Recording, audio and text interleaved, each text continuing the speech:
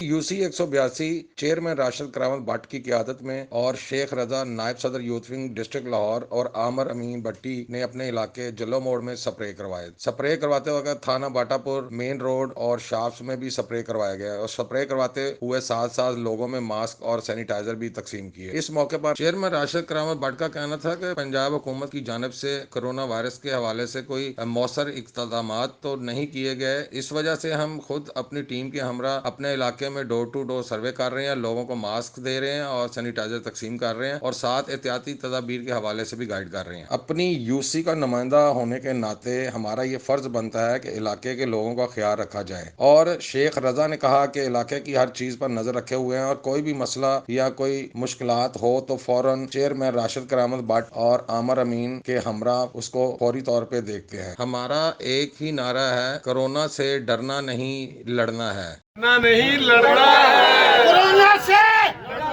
Corona से corona से लड़ना है। कैमरामैन वकार खान के साथ तनवीर सिंधु, 11 न्यूज, लाहौर।